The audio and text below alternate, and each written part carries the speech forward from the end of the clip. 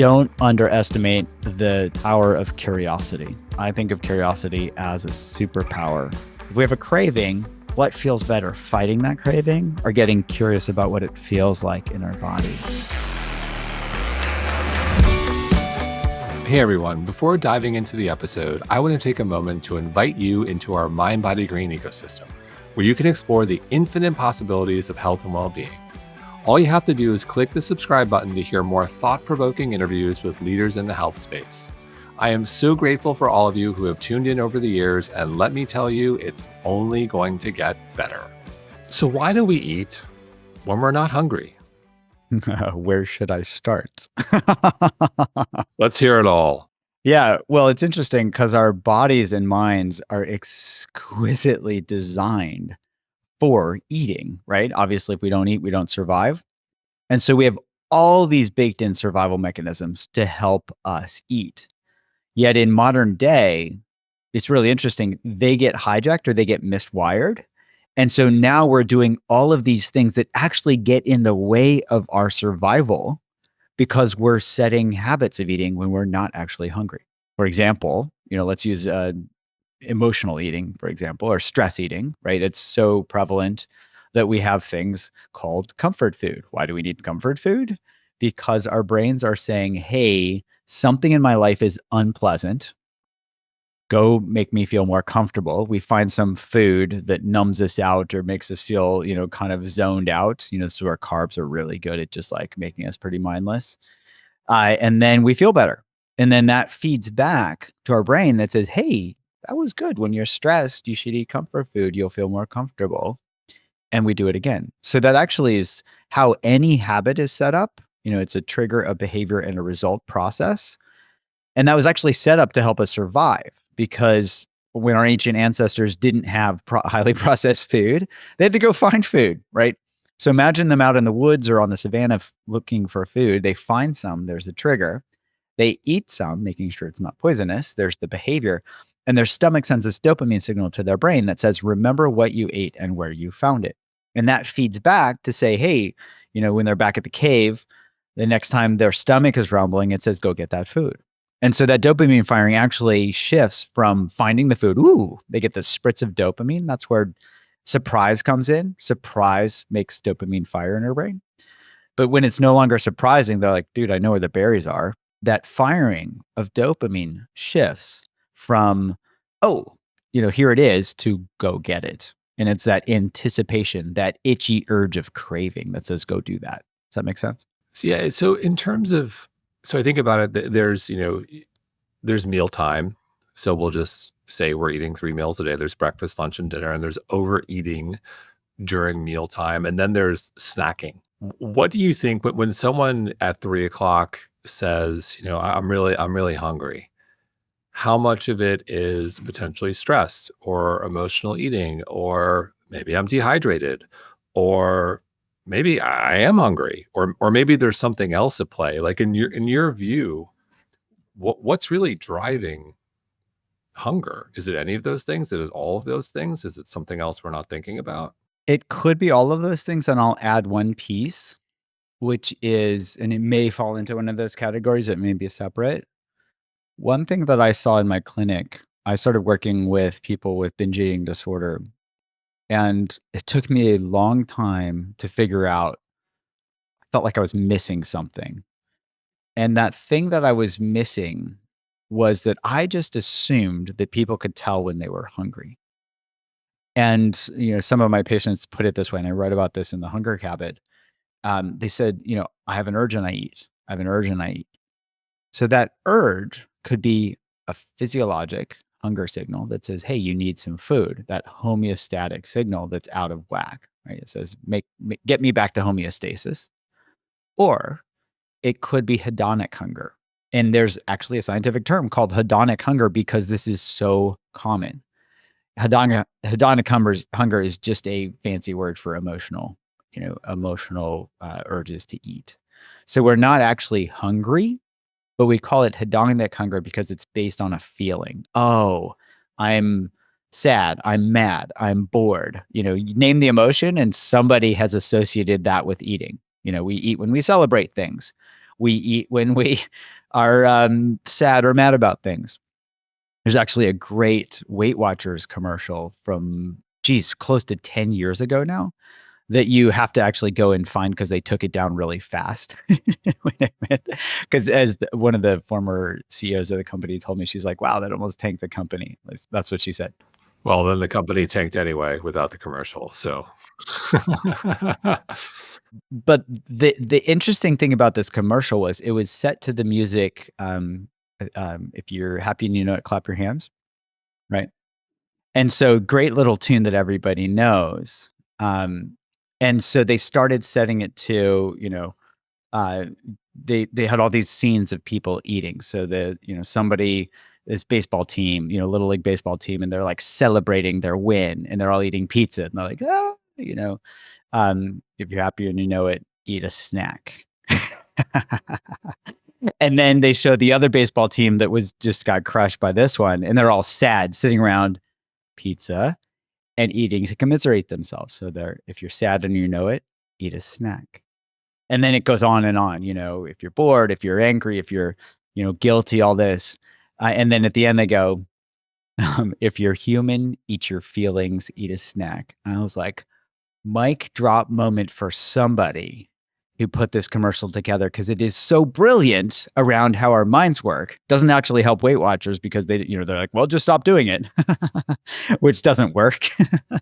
But that 1 minute commercial was the best that I've ever seen about somebody just describing all the different ways we learn to associate eating when we're not hungry.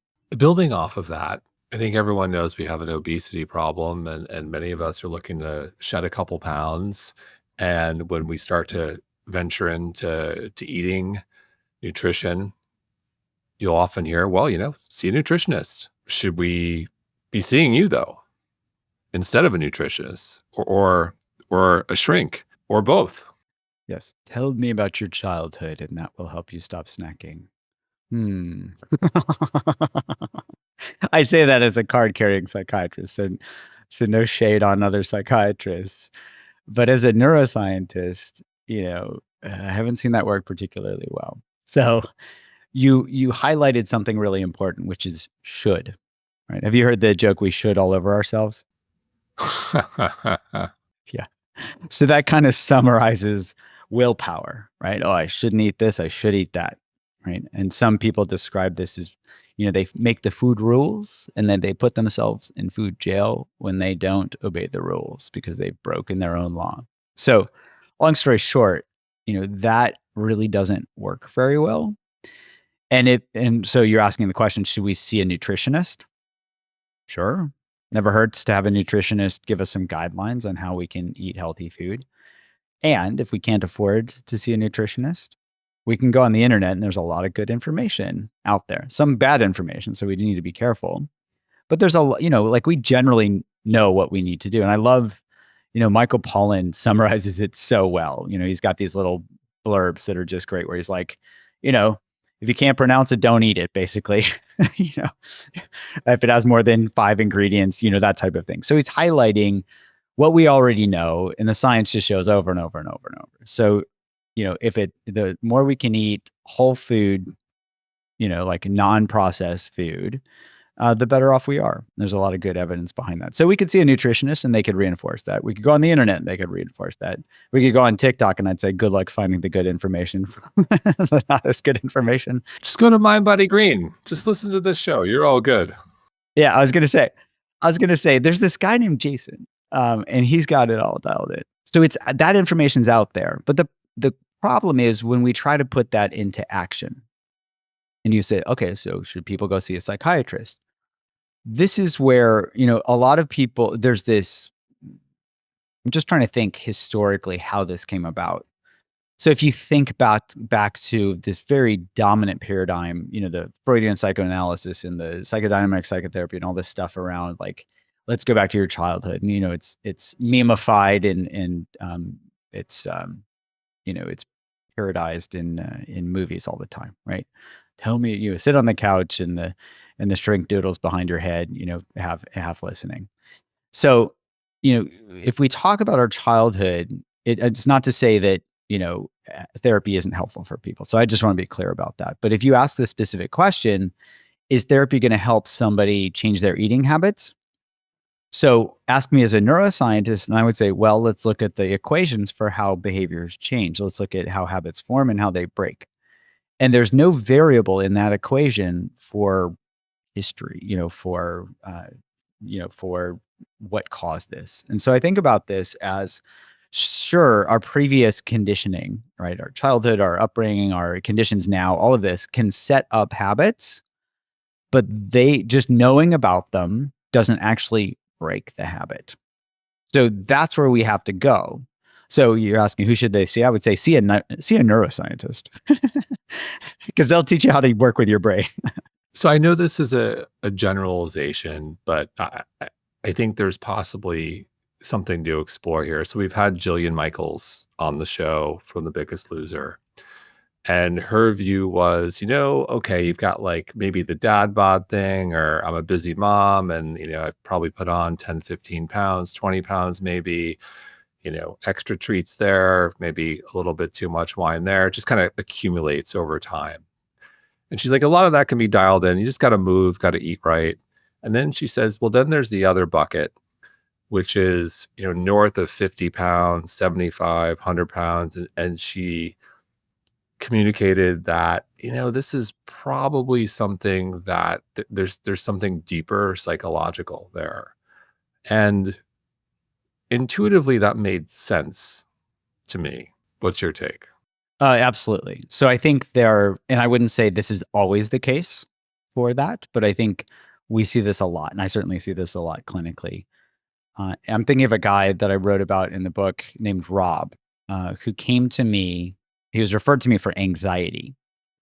And he comes into my office. He looks pretty anxious, check, check, check. He was 40 years of age. He had probably had generalized anxiety disorder for 30 years.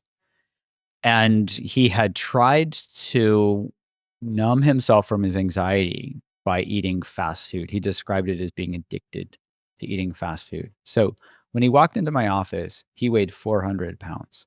Okay. Unhealthy weight. And he had obstructive sleep apnea. He had hypertension. He had a fatty liver. He had basically patéed his liver. And he also had health anxiety on top of his regular anxiety because he knew his eating patterns weren't helping. He tried everything. Okay, so here's a real world example of what did you say Jillian was talking about? Yes.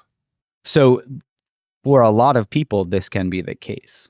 And so, he said, we tried everything. And I actually wrote about him also in my Unwinding Anxiety book because he was this remarkable case where he really learned how his mind works, learned how to work with his mind. And he went from having panic attacks driving his car to becoming an Uber driver, right?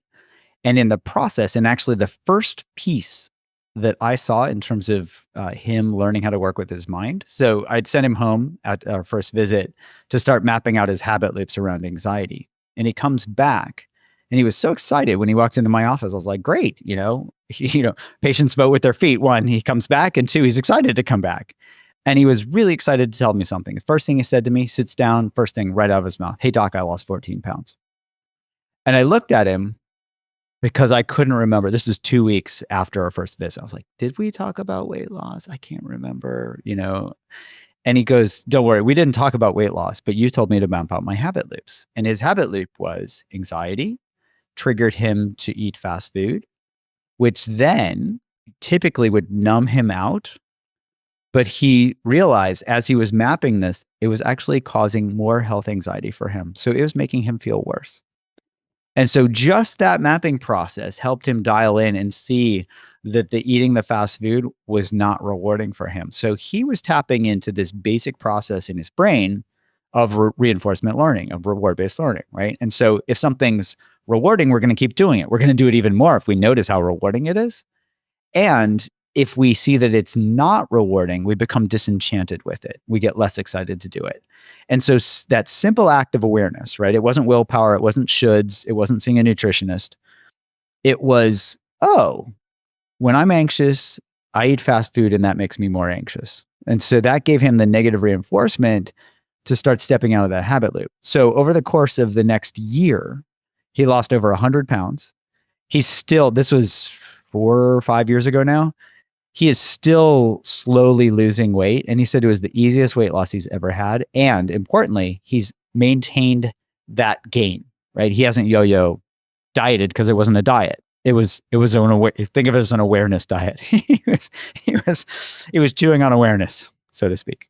That's fantastic. So if we were to use a real world example of someone knows they're stressed or someone knows they're anxious and they know they're going to reach for that thing, whatever it might be, maybe it's a donut or chips or what have you, walk us through how that person could break that loop. What should they do? It's 3 p.m. I'm stressed. I'm about to like grab that donut. What should I do? Yeah. So I think of this as a 3-step process. So the first step is being able to map out these habit loops. And there, it's pretty straightforward where, what's the trigger? What's the behavior? What's the result? Right. And the triggers are actually the least important part of the equation. So if somebody is, they can't identify a trigger, not a big deal. Okay. But they can notice what the behavior is. So we could pick several as examples. So one is, I'm stressed. It's 3 p.m. I'm stressed. Okay, let's just use that as a simple and common one. So they notice the behavior. Oh, I'm stressed. And then they map into that next part. What's the result of the behavior? And this is really important.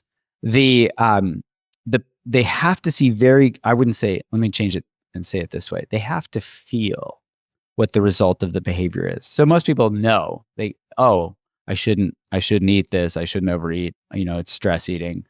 But they really have to feel, because the feeling body is much stronger than the thinking brain. And so if they can feel into the results of eating when they're stressed and see that those results aren't actually that good, and this also applies for overeating as well, that's where they start to become just disenchanted with the behavior. And that's the second critical step of breaking out of these habit loops. It's that disenchantment piece. I'm going to pause there before I go on. I want to make sure that makes sense. Disenchantment, are you speaking about potential shame that occurs after I had this thing? No. Nope. Shame is also a habit loop or a shame spiral, especially when you mix it with guilt. That's a toxic combination. Somebody feels guilty about what they did and they feel ashamed about who they are. And then those two just feed on each other and they get into this death spiral of shame and guilt. Is it safe to say that most people probably don't feel good after they do that thing, whether they eat the box of donuts or have the 2 gallons of ice cream after they know? I think most people probably don't feel great about doing it because they know they shouldn't do it and yet they did it. Yeah, we've actually done a scientific study specifically with that question. And so we have this Eat Right Now app that we can actually look to see how quickly somebody's reward value drops. And what we have people do is start paying attention as they overeat or eat food, like junk food. And we can see how quickly that reward value drops below 0. Ready for this? Yes. In one study, it dropped below 0 within 10 to 15 times of somebody paying attention as they overate. Because as you pointed out, if somebody pays attention, their body is going to tell them, what are you doing?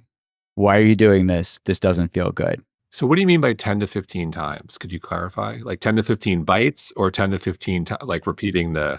Episodes. Yeah, episodes. So somebody has an episode where they are, they're going into like an overeating, where they habitually overeat. Let's put it that way.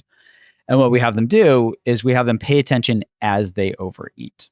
So what does it feel like? What are the emotions that come up? And how content do they feel? They see pretty quickly, and I should say they feel pretty quickly that their body is telling them, hey, overeating is not, it just doesn't feel good. So that piece, it's not bites, but you can actually start to break it down to bites after that. So in this study, we just look at episodes, how many times, with an eating episode, let's say, and it only took 10 to 15 times for that to drop below 0 and for people to start shifting that behavior.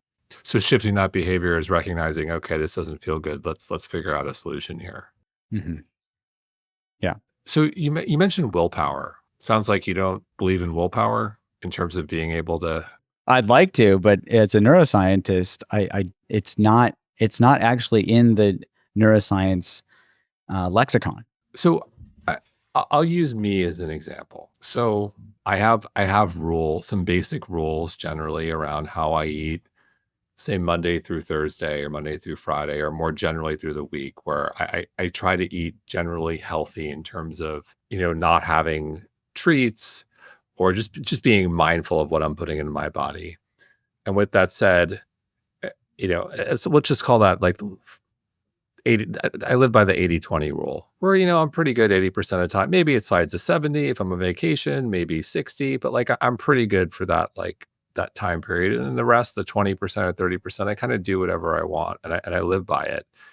And if I'm presented with an option, when I've made a decision, like this is the period, it's Monday, I'll use habit stacking. Like Mondays, I'm usually like really solid. Like I start my week, I got to go to the gym. I got to like make sure the diet's dialed in. Like it is extraordinarily rare that I would divert from my routine on Monday, unless it's like, a amazing celebration where I'm just like, it's someone's birthday or so I view that as I have a plan or I have willpower or you say no. Well, what is it that and I don't think I'm unique here. I think a lot of people live by kind of the 80-20.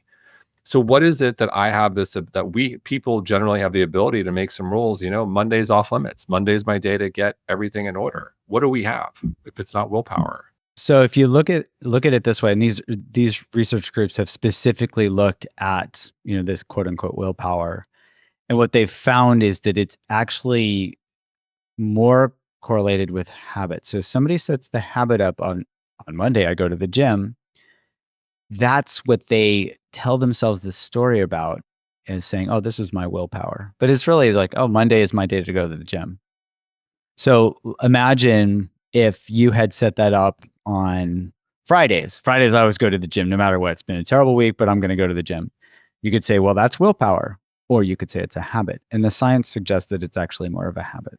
So where does personality come into play here? On the show, we've talked about, the abstainer versus the moderator personality types. The moderation or the moderator being, someone like myself lives by the 80-20, whereas the abstainer, maybe this person's completely aware, I can't touch sugar because I can't stop, or I can't touch alcohol or whatever it might be.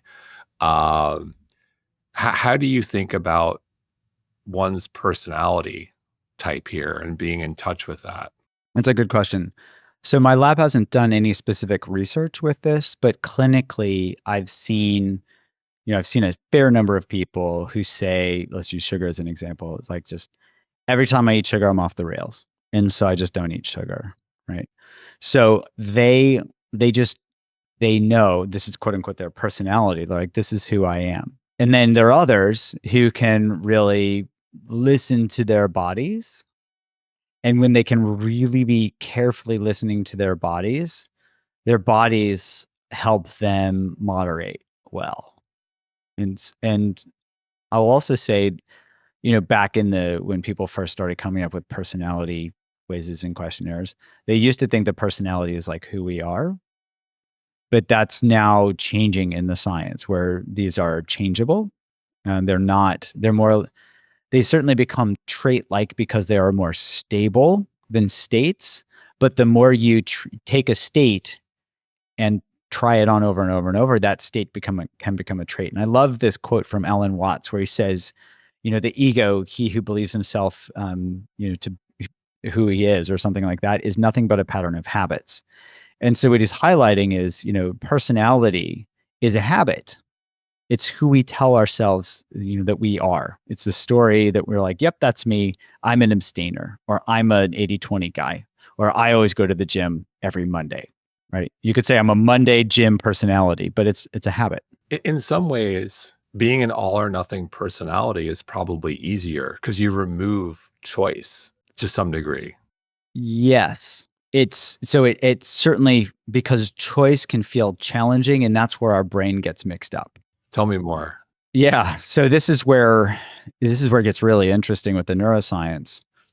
So if you look at the equations for behavior change, these guys back in the 70s, Rescorla and Wagner came up with this equation for reinforcement learning, and we still use it in our studies today because it is so powerful, and so it's been just reproven over and over and over and over. And the idea there is, the concept behind it is that a habit is set up so that we can do something automatically. That's kind of a definition of a habit. It's automatic behavior. We do it without thinking.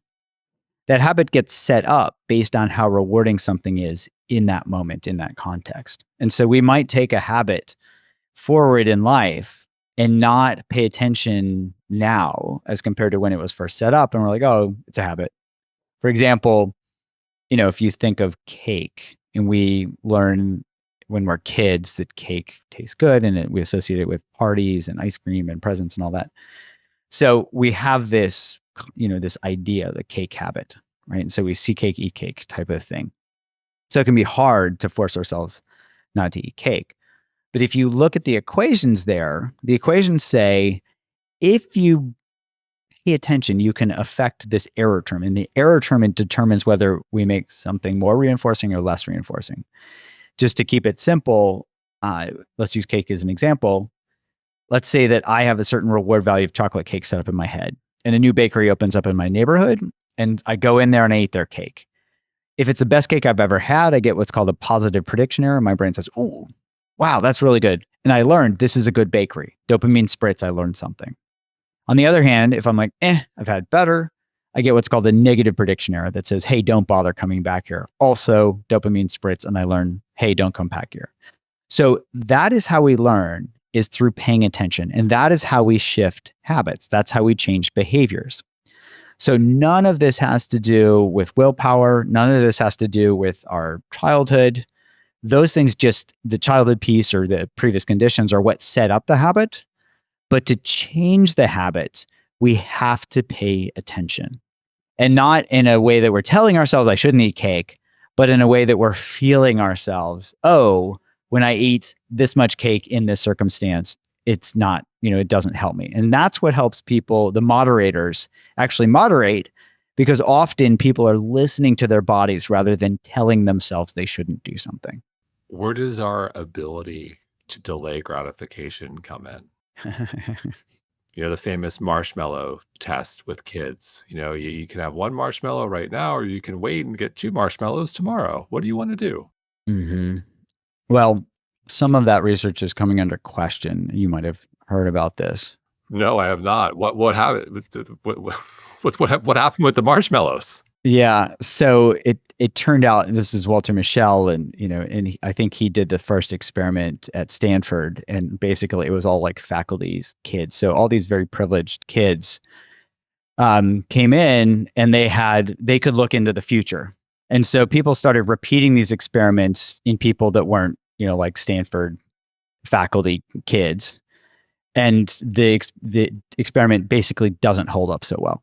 Interesting. Yeah. So there was I don't remember, it might have been Hidden Brain or something, where they dove into the science behind this. It's worth looking up, because it's this famous test that may not be as bulletproof as people think. But what about this idea of focusing on the desired outcome we'd like in the future? And so I'll just use this quote. It's a polarizing quote. Please.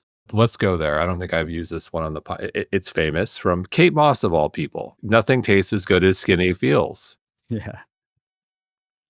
Yeah. Say it one more time. It's such a nothing tastes as good as skinny feels. So, okay, I'm reading into that. Kate saying, well, I like feeling skinny, being skinny, and there's no food that's going to make me feel as good as I feel when I'm at my ideal skinny body weight. And no judgment, but it's kind of interesting. It is. So this highlights a couple of things. And one thing I want to highlight is, I don't know Kate Moss. I'm not her physician. Neither do I. She's into wellness. She started like an apothecary brand or something. I think she's done a 180. Go, Kate. Let's just say I'm not sure I would encourage people to to use her as a standard for healthy weight. At least her back then, right? Sure, but no, look, no judgment. But I think it's interesting. Right. So let's double click on what we can actually learn from this, right? But I just wanted to caveat that, because this is where there's a huge amount of societal judgment for how we look, and that causes shame and guilt and can lead to unhealthy eating patterns. And I've seen this a ton in my clinic, and I would really love to see us change that dialogue where we can really learn to help people be healthy. It's kind of, we hear all these things like healthy at every size and stuff like that. So, but if we double click on that, nothing tastes as good as skinny feels. We can look to see, well, what's more rewarding for her, and we can extrapolate, because I don't know her experience, but we can extrapolate. Okay, if we look at it from a neuroscience standpoint, our brains are going to pick a behavior that is more rewarding. And she is all right there, right? She can compare eating, nothing tastes as good as skinny feels. And so her brain compares eating whatever to skinny. And if skinny is more rewarding, she's going to stick with skinny. That is the more rewarding behavior. And so that, I assume, extrapolating from that comment, that's what helped her moderate her eating. Do you think, building off of that, what's your take on intuitive eating? I love it. So, and I don't remember, because they have like 10 guidelines and I can never remember guidelines. All I can remember is like science and what my patients do that's simple. But it fits beautifully with what our neuroscience is showing, which is, basically, if you boil it down to one thing, listen to your body, right? Your feeling body is much stronger than your thinking brain. So if we feel into our experience, and this is what our science is showing, right? If we have people pay attention when they overeat, very quickly they see that overeating doesn't feel good. So we can actually take that Kate Moss quote and substitute skinny with nothing. Does overeating feel better than not overeating, right? Then not overeating feels better than overeating. We still get to enjoy the food, but actually when people overeat, it doesn't actually feel very good, and it doesn't even taste as good because their body is telling them, hey, this is too much. Well, how does one do a good job of really connecting to their body? Because I think some people can be numb, whether it's alcohol, fast food, processed food, one can kind of lose that sense. And, I'll speak from personal experience. In my 20s, when I was going out too much, drinking too much, and then having, pizza at 2 a.m. or McDonald's, like, clearly I wasn't in touch. Like, did it really, feel good to have, for those in New York, the Papaya King hot dog at, hot dogs, plural, at 4 a.m.? Did that really feel like, was I really in touch with my body at 4 a.m.? No, I drank way too much. And I wanted to eat, and then the next morning it didn't. So I would argue that, like, my body, I was listening at 4 a.m. I really wanted it. And then, fast forward, when I started to be more conscious around what I was putting into my body, a lot of it started with yoga. I'm breathing, I'm feeling my body in ways I hadn't felt before. I started to become more in touch. And I'll use the example. I don't think that many people do yoga for an hour and then immediately say, I'm going to Burger King after. Like, you just don't see it. Habit stacking. Yoga, Burger King, habit stacking. I think yoga is an example. You're moving your body, you're breathing, you're becoming more in tune. I think you make better decisions, but I also think that some people, I think it's a little tricky. I like the idea of intuitive eating, but I think it can be challenging if your taste buds, your feelings are being hijacked by other substances. Yeah, I agree. And I think this is where, it's a great concept and some people really benefit from it. And I've heard a number of people say, I get it and I don't know how to implement it, So I think the key here that you're highlighting, you're highlighting a couple of things if I'm hearing this correctly. One is when we're intoxicated, I think you said it's when I got and drank a bunch and partied, right? That's where the alcohol on the brain makes it very hard to pay attention. That's kind of the whole point for a lot of people. The whole point of alcohol, they don't have to think; they can just go and be disinhibited. that disinhibition shifts us from meeting our needs to feeding our wants. And so your brain on alcohol, tell me if I'm wrong here, but your brain on alcohol says, "Hey, dude, hot dog." And we associate eating the hot dog with the partying. You're probably not hungry. Or maybe you're a little hungry if you've been, burning energy until 4 a.m. So it's that want, I want a hot dog, as compared to being able to step back and be like, Jason, what do I need right now? I probably need to go to bed. you right? And so now your yoga you that gets more in touch with your body can listen to your body and ask, what do I need, instead of feeding those urges of the wants. But stop me there. Am I getting that right in terms of your experience? Yeah, I think, look, and I also, where I'm going with this is with ultra processed food and fast food, I view it as almost impossible to compete as a human. A lot of those foods are designed to make us consume more.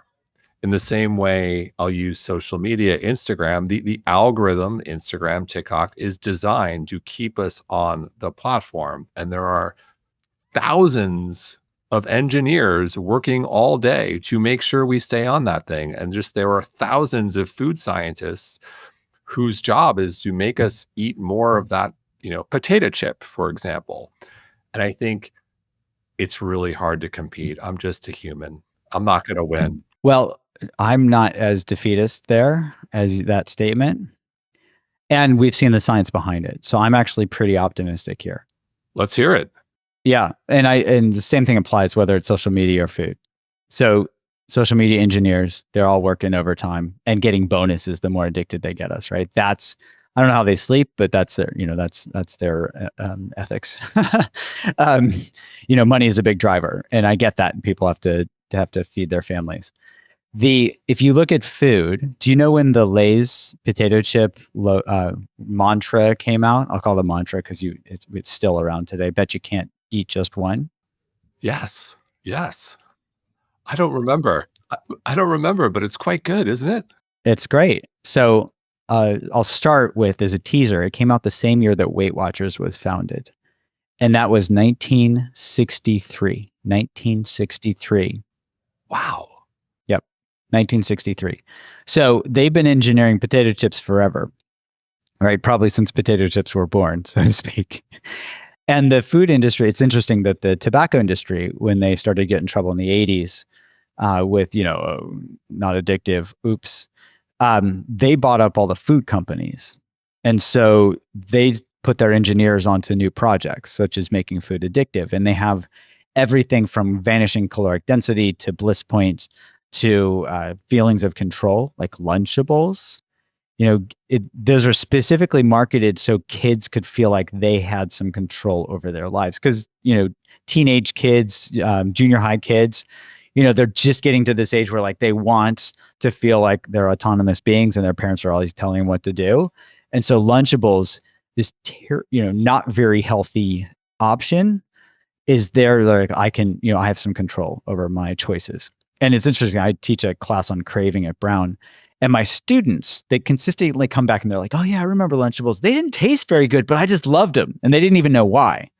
So they're every conceivable place where somebody could design addiction into food has been done, and it continues to be done. So I love my favorite peer-reviewed journal, The Onion. They had a headline that says Doritos celebrates its 1 millionth ingredient. The one area I am optimistic, let's just call it, with big food is, a decade ago, you couldn't find healthier or better for you options. And now there are so many, whether it's, Primal Kitchen Mayo, Huge Chocolate, Siete Tortillas, Unreal, just like I could go on and on. And so if you do want to have a snack, you're pressed for time, maybe you do want a better potato chip or a better chocolate bar or what have you, like there's actually like great options with very few ingredients and they're clean. Whereas 10, 20 years ago, it's like if you wanted a chip, you're getting a laundry list of ingredients, half of which you have no idea what they are. Yeah. So that actually feeds into why I'm optimistic, because you could think thousands of food engineers, just like thousands of social media engineers, getting us addicted. And here I would say the simple thing, which is if we don't know how our minds work, there's no way we're going to be in control and they're going to get us. And so many people, that's a majority, vast majority of people, they don't know how their minds work. And so they're like, I don't know, I'm addicted to my phone. I don't know why I can't eat just one. And if we learn how our minds work, we can learn to work with our minds. And we've seen this over and over and over. So we did a study with our Eat Right Now app. We got a 40% reduction in craving related eating. 40%, right? That program is now actually a CDC recognized diabetes prevention program because the data are solid enough to show that if you bring awareness to your experience, that awareness can help us not only let go and step out of these old unhealthy eating habits so we can actually directly challenge that processed thing, and we can also lean into how good it feels when we eat clean, for example. So for me, as you and I were just about to start the episode, I was eating a snack because I was coming hot from another meeting. It's organic protein, and I know how good my body feels when I eat an organic, or mostly organic ingredients. It's still processed to some degree, but when I eat protein, as compared to eating what used to be my nemesis, which was gummy worms. Ooh. I know I couldn't have a bag in my house because I'd eat the whole thing. But when I started paying attention, no matter how much they engineered it, I just paid attention. I was like, for me, it was like, oh, this is kind of like petroleum type. And it had this sickly, too sweet force, like want to have more. And so I was like, wow, this isn't actually that great. And I feel terrible after I ate the whole bag. I'll tell you, I won't go into the details of my GI tract, but let's just say it was saying, hey, dude, are you sure you want to do this? And then I started comparing it to eating blueberries. And to me, I could wax poetic about blueberries, but let's just say they were a bigger, better offer. So on that note, what do you eat on a daily? Like, walk us through a typical breakfast, lunch, snack, and dinner. Yeah, I'd be happy to. So, and it's somewhat routine now because this is just what we do. Typically, so for breakfast, so I try to eat plant-based except for eggs. Eggs are a great protein source. My body feels good. So I'll typically start my morning with eggs, and my wife and I have a bread machine. So we, over the last 7 years, we kind of dialed in this whole grain, nutty, chia seed bread formula. And so we have this really good tasting bread that's like, pretty good, and it's whole grain, So I'll have a little bit of toast and eggs, and then I'll because our bread is so good, sometime midday I'll often have avocado toast because I just love avocado toast. Enough said. But then I'll have like a protein shake if I'm on the go. There's great plant-based protein powders that I'll mix those with spinach and blueberries and soy milk usually. It's a great midday thing. And then my wife and I usually cook like a big pot of something for the whole week, or two somethings, where we'll have, like a vegetarian chili or something like that. And I love home cooked stuff because I know it tastes good and it's clean. It feels good. And then we'll air fry some vegetables every night because it's just like 5 minutes and you don't have to watch the thing and it's clean. So everything from okra to broccoli to Brussels sprouts to green beans, you can air fry just about anything and it's good. Do I see the Hunger Habit cookbook coming out in 2025? Oh God.